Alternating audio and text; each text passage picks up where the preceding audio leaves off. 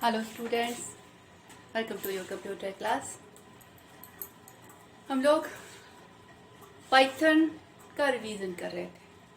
ठीक है, Python revision means आपने 11th क्लास में पाइथन पढ़ी, बेसिक चीज़ें जो आपको पता होनी चाहिए, तभी आप आगे पढ़ पाएंगे, वो अलग चीज़ है।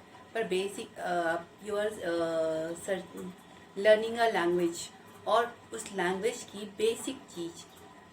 इन the 12th class you will learn the advancement, so you have to know about the basic. तभी तो आप बड़े प्रोग्राम बना पाएंगे, जब आपको छोटे छोटे टर्म्स ही नहीं पता होंगे तो। ठीक है, हम लोग टोकन की बात कर रहे थे। What is the token? Smallest entity of your program is called the token.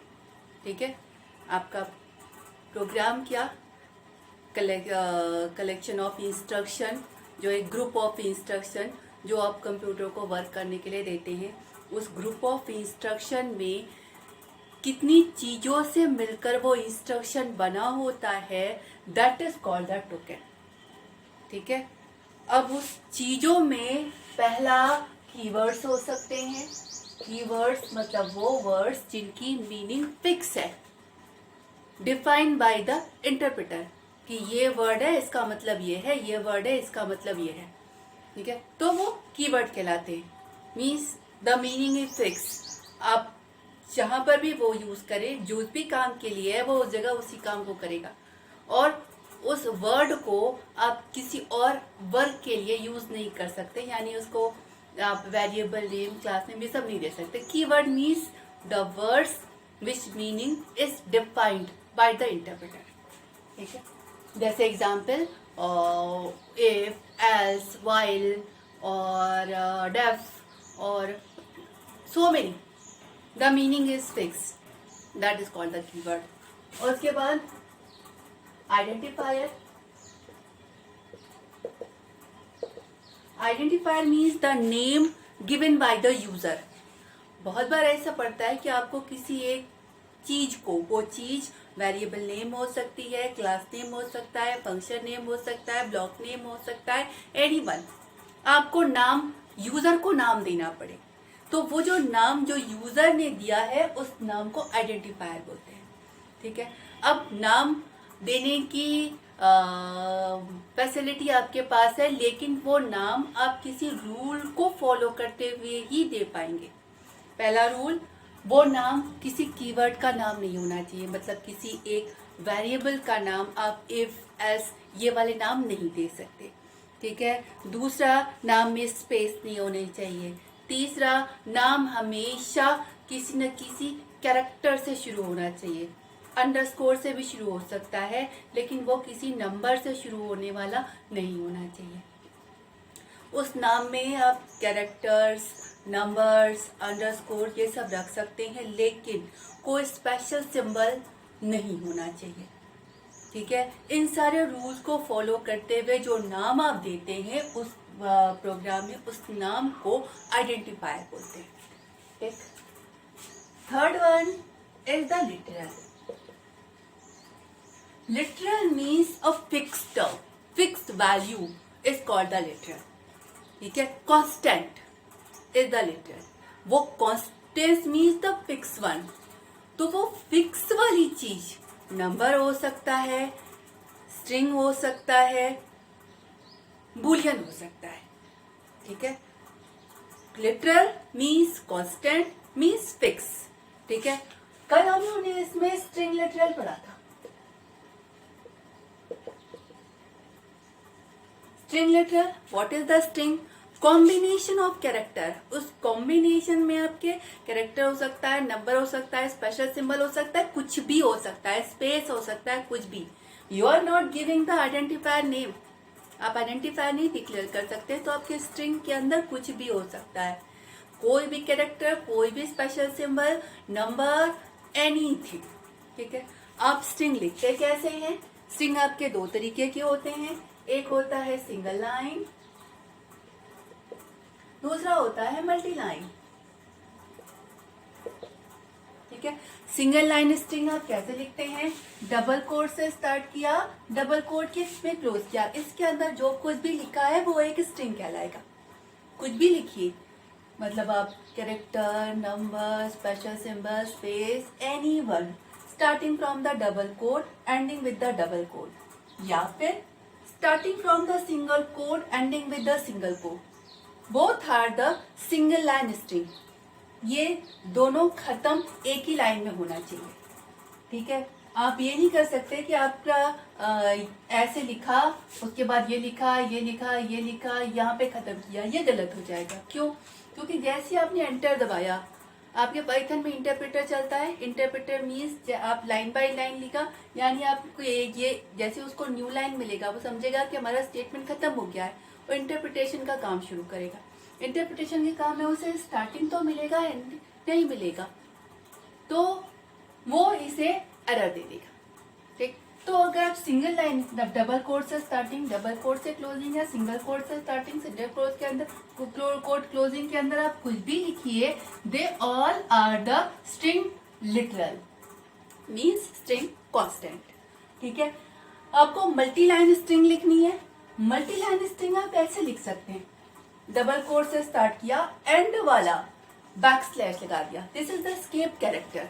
Escape character means it change the next character value, ठीक है। तो लास्ट वाला न्यू लाइन होता है, आपने बैक स्लैश लगा दिया तो उसने न्यू लाइन कैरेक्टर की मीनिंग को चेंज कर दिया, means this is not the new line one. तो आपका इंटरप्रेटर को ये नहीं लगेगा कि यहाँ पे लाइन खत्म हुई है, अगली लाइन लिखिए, फिर बैक स्लैश लगाया, फिर अगली लाइन लिखिए, फिर डबल कोट क्लोज किया। This is the way of writing multi line character, one way, ठीक है। Other way you can use either the triple single quote और ट्रिपल डबल कोट, मतलब ट्रिपल सिंगल कोट लिखा, अब आप चाहे जितना लिखिए, कोई बैक स्लैश लगाने की जरूरत नहीं है। फिर जहां आपको खत्म करना हो, 3 डबल सिंगल कोट लगाया, सिंगल कोट से स्टार्टिंग किया, 3 सिंगल कोट, एंडिंग में 3 सिंगल कोट, किसी बैक स्लैश की जरूरत नहीं है। यहां से लेके यहां तक आपका स्ट्रिंग लिटरल हो गया। You can use the 3 double quote also, double quote, double quote, double quote, that is the 3 double quote. अब आप चाहे जितनी लाइनें लिखिए, उसके बाद ending with 3 double quote. This is also the multi-line, this is also the multi-line, this is also the multi-line. Means you can write a multi-line string. Basically, this is used for the comment one. आपका multi-line जब आपको programme में कहीं कुछ comment लिखना हो, जिसको आप कंपाइल नहीं करें, इंटरप्रेट नहीं करेंगे, ठीक है, तो वहां पर आप ये multi-line कमेंट यूज करते हैं, ठीक। इसके बाद स्ट्रिंग लिटरल हो गया। स्ट्रिंग लिटरल के बाद आता है आपका न्यूमेरिक लिटरल।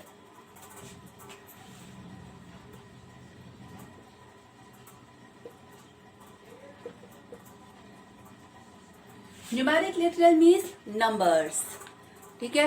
नंबर्स आपके 2 तरीके के होते हैं। एक होता है इंटीजर लिटरल और दूसरा फ्लोटिंग पॉइंट नंबर। ये यहाँ याद रखिएगा, यहाँ पर आप कांस्टेंट दे रहे हैं, कांस्टेंट नंबर।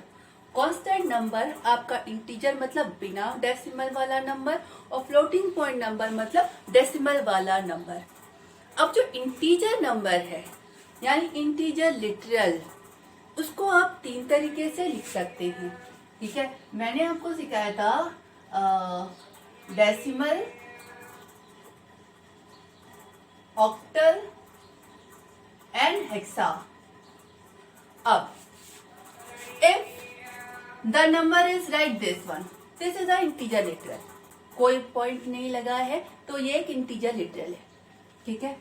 अब पहले what is the decimal, what is the octal and what is the hexa, ये बता दें।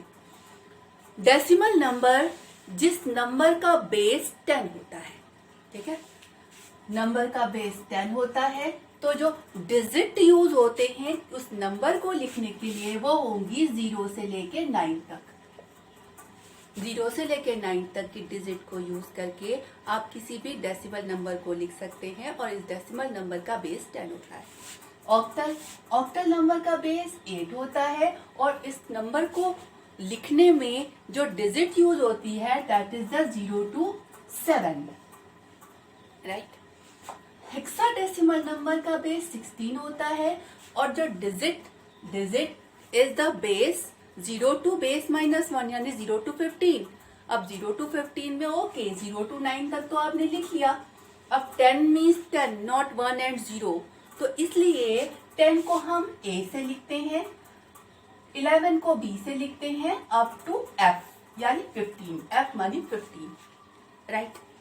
अब आपका जो नंबर आपने लिखा है बिना पॉइंट वाला नंबर, इंटीजर नंबर, वो नंबर आप डेसिमल के फॉर्मेट में, ऑक्टल के फॉर्मेट में, हेक्सा के फॉर्मेट में, तीनों किसी भी फॉर्मेट में, अब फिक्स नंबर तीनों में से किसी भी फॉर्मेट में आप लिख सकते हैं। अब एक कांस्टेंट नंबर लिखा हुआ है, आप कैसे जानेंगे कि ये डेसिमल में लिखा है या ऑक्टल में लिखा है? जस्ट सेम, अगर आपने मान लीजिए 31 लिखा, कि ऐसे तो नहीं समझ में आ रहा है कि ये डेसिमल में लिखा है कि ऑक्टल में लिखा है कि हेक्सा में लिखा हुआ है। अब एक फिक्स नंबर है, बेस लगाने की कैसे लिखेंगे? ऐसे लिखा जाता है। जब आप डेसिमल में लिखते हैं तो स्टार्टिंग नंबर कभी 0 नहीं होता, सिंपल ऐसे, ठीक है। जब आप ऑक्टल में लिखते हैं तो first character should be a 0, it is 0, ZERO 0, and the second one is the O, either the capital or the small o. It's a O for orange, O, and then write the number, that is the 31. So 0O31 means this is a octal constant, right? This is the number. आप 00031 लिखा तो that is the number, that is the decimal number.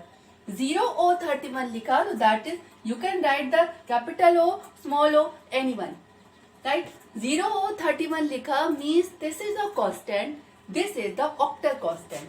और hexadecimal लिखा तो 0x, this is 0, this is x, and this is the number, this is hexadecimal constant, right?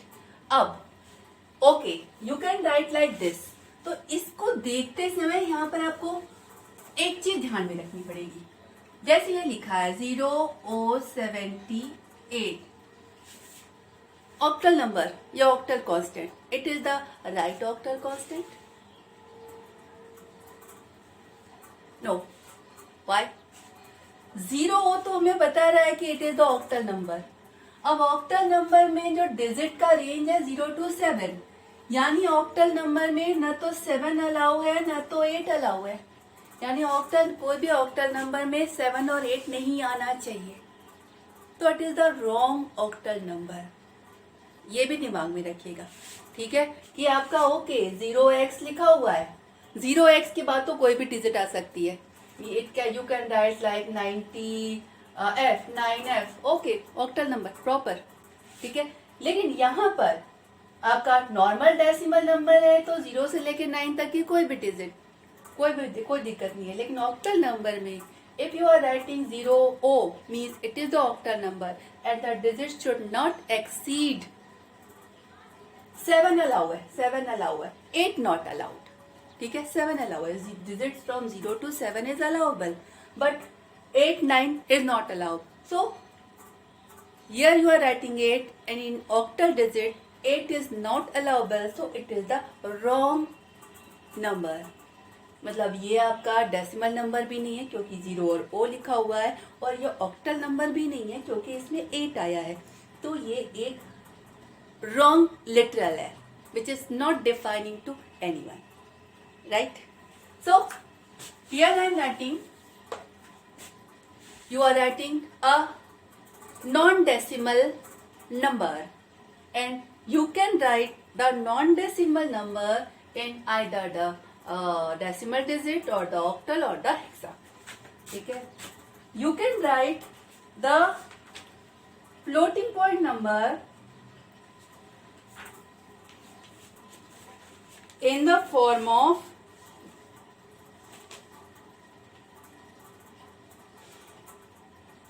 floating point number and complex number. Sorry.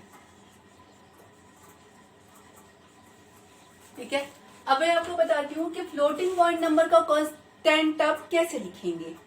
ठीक है, you are writing का constant number means fix value. तो floating point number constant 3.1678. एक तो तरीका ये हुआ, इस तरीके से भी आप लिख सकते हैं. दूसरा आप एक्सपोनेंट और मल्टीप्लाई के फॉर्मेट में भी लिख सकते हैं. ठीक है, exponent and multiply format is like this, 0.316 e plus 2. This means 0.316 into 10 to the power 2. तो आप सीधा सीधा ऐसे भी लिख सकते हैं और ऐसे भी लिख सकते हैं floating point number constant. Right, अब आते हैं कॉम्प्लेक्स नंबर कांस्टेंट कैसे लिख सकते हैं आप. कांस्टेंट नंबर बेसिकली दो नंबर का कॉम्बिनेशन होता है. एक रियल पार्ट होता है, एक इमेजिनरी पार्ट होता है.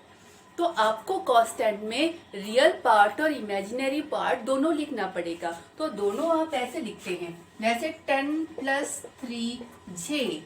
This part is the real part and this part is the imaginary part.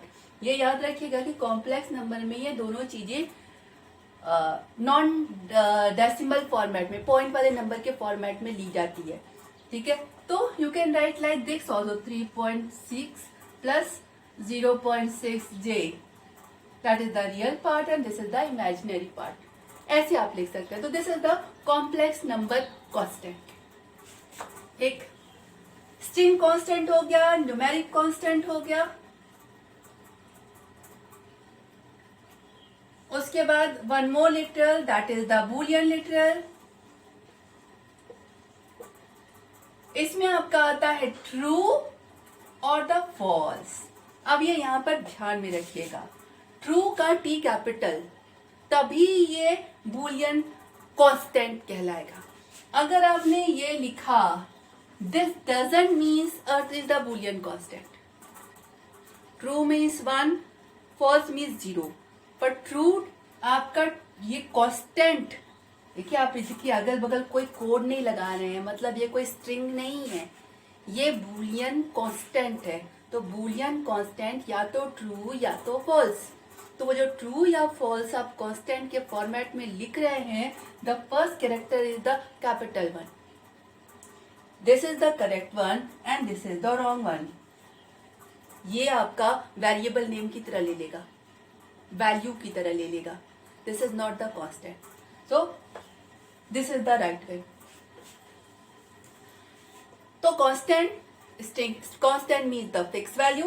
String combination of character, numeric number, either the decimal or the non-decimal or the means floating point number or point wala number or the complex number.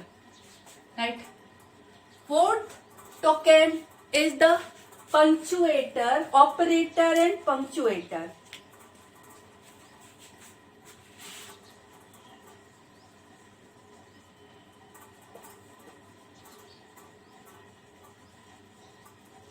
What we are studying? Token. Token मतलब आप जो भी programme लिख रहे हैं उस programme में जो वर्ड्स हैं वो वर्ड्स क्या हो सकते हैं. तो वो वर्ड्स आपके या तो कोई कीवर्ड हो सकता है, या यूजर का दिया हुआ कोई नाम हो सकता है, या कोई फिक्स वैल्यू हो सकती है, या ऑपरेटर विच परफॉर्म समथिंग. मतलब वो जो स्मॉलेस्ट एंटिटी टोकन आपको मिली है वो कोई आपका ऑपरेटर, आपका अर्थमेटिक ऑपरेटर होता है, लॉजिकल ऑपरेटर होता है, रिलेशनल ऑपरेटर होता है. तो वो जो smallest entity plus minus multiply divide या greater than less than equal to, इस तरह की कोई चीज भी हो सकती है और वो चीज कहलाएगी ऑपरेटर. ठीक है. उसके अलावा आपके प्रोग्राम में कुछ चीजें और हो सकती हैं, वो कहलाते हैं पंक्चुएटर. जैसे आपके प्रोग्राम में कॉमा हो सकता है, सेमी कोलन हो सकता है, या ब्रैकेट हो सकता है। इस तरह की कोई चीज अगर आपके प्रोग्राम में मिली, वो स्मॉलेस्ट एंटिटी, तो वो स्मॉलेस्ट एंटिटी इस पंक्चुएटर वाली कैटेगरी में आएगी। ठीक, punctuator which separate, which divide the program based on the logic. Tab हो सकता है, ठीक है, स्पेस हो सकता है, कॉमा हो सकता है, कोलन हो सकता है, सेमी कोलन हो सकता है। ये सब अगर आपके उसमें मिल रहा है तो वो स्मॉलेस्ट एंटिटी इस कैटेगरी में आएगी। ठीक है, okay, sufficient one, we'll take the remaining thing in next class. Okay, thank you.